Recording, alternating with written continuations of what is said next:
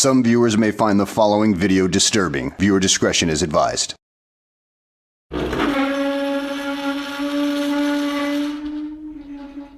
Happy St. Patrick's Day, everyone! To celebrate, I'll be talking about the Boondocks Saints. The Boondocks Saints is an American vigilante action thriller movie written and directed by Troy Duffy in his directorial debut. Released on January 22nd, 1999, and produced by Franchise Pictures. While working at a bar, Troy Duffy penned the script.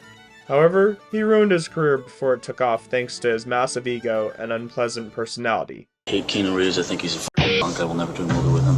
I think Ethan Hawke is a talentless fool. These guys that are assistants working in the industry trying to scrape their way to the top. I went from a bartender and surpassed everyone and got to the top. The 2003 documentary, Overnight, dives into how Duffy was a pain to work with and the troubled production of the Boondocks Saints. Actors and producers left, studios rejected the film, and yet against all odds, the film saw the light of day. Due to the Columbine High School massacre occurring just 2 weeks before test screenings, the movie received a limited theatrical release out of concern it would inspire copycat crimes. As a result, it did not perform well at the box office, and critics trashed the movie. But the movie became a cult classic, making more than $50 million in home media sales. However, I loathe this film. It's my second least favorite movie of all time, right after The People vs. George Lucas. I don't think the Boondocks Saints deserves cult following status, and believe it should have been forgotten and faded away into obscurity. I refrain from calling it a cinematic disaster because honestly, that term has lost all meaning. Now if you like this movie, that's fine. But just a warning. I'm about to do to this movie what Kid Rock did to music in the late 90s and early 2000s. Also, I will go into spoiler territory, so watch at your own risk. After hearing a bastardized version of Kitty Genovese's murder, more on that later, a run-in with some mobsters, and receiving a calling from God, Catholic Irish brothers Connor and Murphy McInnes embark on a mission to cleanse their Boston hometown of evil, with FBI agent Paul Smecker hot on their trail. The movie tries to emulate Quentin Tarantino's style of non-sequential storytelling, but it falls short. The plot follows a pattern of the McInnes brothers doing something, and then the story jumps to Agent Smecker investigating the crime scene and deducing what happened. After that, the plot goes into a flashback of what Smecker just explained. This same pattern repeats 4 different times throughout the movie, making it monotonous and unengaging, and deflating any tension in the action. The film is visually unappealing. The lighting is dim and there is no contrast.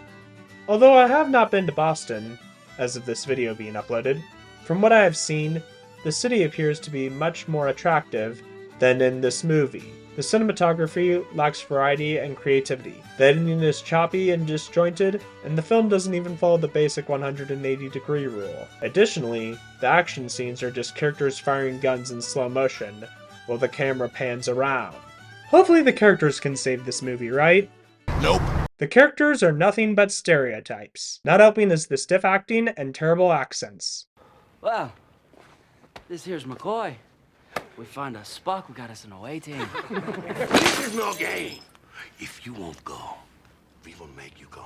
Oh, non mi vuoi proprio inculare, eh? I snap my fingers at you dead in 4 hours, rotting in some trunk of Boylston, you insignificant. The main characters of the movie, Connor and Murphy McManus, played by Sean Patrick Flannery and Norman Reedus respectively, are some of the most uninteresting protagonists in cinema history, and fail as heroes, which I will get into later. Up next is David, the funny man, Della Rocco, played by David Della Rocco. What lazy naming. A former mob henchman and friend of the McManus brothers, Rocco, who I'll refer to as the unfunny man, is easily one of the worst characters in cinema history. Not only does he fail as a comic relief, but he's a sexist creep, has rancid values, and does despicable things throughout the movie. Fortunately, he gets killed off, but the movie tries to make us feel sympathy for him when he dies. Then there's Paul Smecker, played by Willem Dafoe. Who is too good for this movie? An eccentric gay FBI agent tracking the McManus brothers. Next up is the antagonist, Giuseppe Iacovetta, aka Papa Joe, played by Carl Rota. He is the leader of the Italian Mafia. However, he has to be one of the weakest villains of all time. The only villains that come to mind as weaker are the ones from Henry Danger. Papa Joe is just a pompous brat who hardly does anything in the movie. He lacks charisma and does not come across as intimidating. I mean, he is introduced eating a sub and pressuring Rocco to use the N-word for an awful joke. He personally kills the unfunny man, but that doesn't count. The movie also makes a big deal about his execution, when it was unearned due to how worthless of a villain he was. You are a fool who creates slaves to do his dirty work, a coward and an incompetent, incapable of doing anything on your own. You're not worthy of the lowest pits of hell. Lastly, there's El Duce, played by Billy Connolly, another actor too good for this movie, an assassin hired to kill the McManus brothers. However, he discovers they are his sons and joins them instead. The film is filled with poor attempts at comedy, often halting the plot with pointless skits.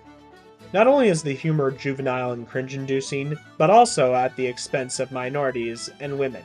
We have a stocky woman who confronts the McManus brothers after one of them makes a sexist remark, Rocco's painful racist joke I already talked about, the scene with Smecker and his partner in bed, the unfunny man yelling at his girlfriend and her junkie, but the worst offender is when Rocco gropes a partially naked unconscious stripper. Let me reiterate that last one. This movie thinks a woman getting essayed is funny and wants us to laugh at it. As if this scene wasn't bad enough, I've heard people defend its inclusion with things like, it's just dark humor and you're too sensitive, and it was a different time back in the 90s. First of all, that's not how dark humor works. Dark humor has substance and a point. Second, the "it was a different time back then" card is not a good excuse, because by saying that, you are justifying homophobia, racism, and sexism. I mean, last I checked, the 90s was when the girl power movement took off, further negating this scene's existence. The only joke I find offensive is one that isn't funny, so yes, I am offended. Furthermore, good comedy punches up. This sentiment was best articulated by George Carlin, who took issue with Andrew Clay Dice for punching down on women and minorities a whole 9 years before the Boondocks Saints came out. Comedy traditionally has picked on people in power, people who abuse their power. Women and gays and immigrants are kind of, to my way of thinking, underdogs. Side note, let me get this straight. Jurassic World gets called sexist for stupid reasons, and people get worked up over Zora's death, but the Boondocks Saints doesn't get called out for its sexism, and people even defend Rocco committing SA? Sorry, but the double standards had to be called out. Of course, I'm not too surprised by this film's mistreatment of women, seeing how within the first few minutes, it lies about the real-life murder of Kitty Genovese back in 1964, and adding to the misconception of no one taking action in her case. This poor soul cried out for help, time and time again, but no person answered her calls. Though many saw, no one so much as called the police. Truth is, Kitty Genovese was attacked at 2:30 a.m. outside her queen's apartment when it was still dark. And, contrary to popular belief, multiple neighbors did call the police. Furthermore, the killer, Winston Mosley, was arrested for robbing a house 6 days later, and while in custody, he confessed. Mosley spent the rest of his life in prison until he died in 2016. This leads to the final point of why I hate this movie so much. The rotten message. This movie believes that trigger-happy Catholics should be the judge, jury, and executioner. That's not justice. That's religious radicalism and fascism. I've been told the film's message is, those who do nothing about evil are no better than those who do evil. Except the film botches that up by falsifying a real-life murder where people did take action, and the fact that the McManus brothers are enablers of evil. What with how they spare Rocco, the kind of scumbag who warrants being killed on the spot, and is part of the evil they are out to eradicate, The only reason they don't kill him is because he is their friend, which I call BS. Not only that, the Mackinmis brothers let the unfunny man tag along on their killing sprees, thus enabling him to do atrocities like kill a cat, verbally abuse women, and grope a stripper. Heck, the Mackinmis brothers hardly do anything when Rocco does these things, thus not following the whole "those who do nothing about evil are no better than those who do evil." A better faith-based vigilante justice film is the 2006 Danish adult animated movie Princess, which also happens to be my favorite movie of all time. The film follows August, a priest who takes his 5-year-old niece Mia into custody after her porn star mother Christina dies. Upon learning that the porn company abused Mia and is exploiting Christina's image, August goes to war with them. There's no question that the people August is fighting are terrible. However, the film goes out of its way to point out that August is no saint either, and receives repercussions for his actions. But with the Boondocks Saints, the Mackinmis brothers can do no wrong. They could murder an entire orphanage and would still be heroes. So that's why I can't stand the Boondocks Saints. The film's poorly made, ugly, badly acted, unfunny, and just disgusting. It's all style and no substance, and it's not even good style. The characters are awful, and the message is putrid and hypocritical. To me, this film is unworthy of being a cult classic. On my rating scale, I'm going to give the Boondocks Saints half a star. Now, if you like this movie, that's fine. You can also enjoy something while calling out its problematic aspects. But why did the Boondocks Saints gain a cult following? We have so many better cult classics, From Dusk Till Dawn, The Big Lebowski, The Iron Giant, and so many more. Also, The Boondocks is better than the Boondocks Saints. Not only does the show look better, but the humor is better, the characters are better, and the show has messages that are actually good.